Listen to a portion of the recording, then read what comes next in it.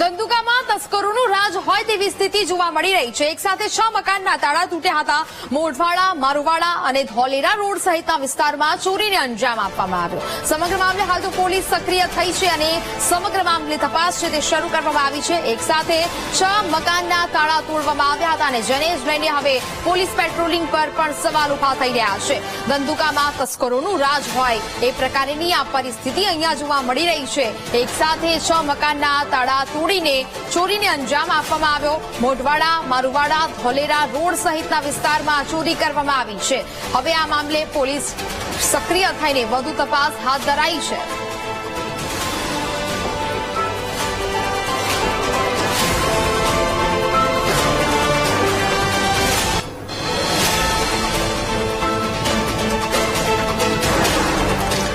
તો જ પ્રકારે હાલ તો પોલીસને લઈને પણ સવાલ ઉદ્ભવી રહ્યા છે, કારણ કે પોલીસ પેટ્રોલિંગને લઈને પણ એક સાથે જો 6 મકાનના તાળા એક જ વિસ્તારમાં તૂટતા હોય તો તેને લઈને સવાલ ચોક્કસથી થાય છે। આ તસ્કરોમાં અને આ ચોરોમાં કોઈ પણ પ્રકારે કાયદા કે વ્યવસ્થાનો કોઈ જ ડર ન હોય તે પ્રકારની સ્થિતિનું નિર્માણ થયું છે।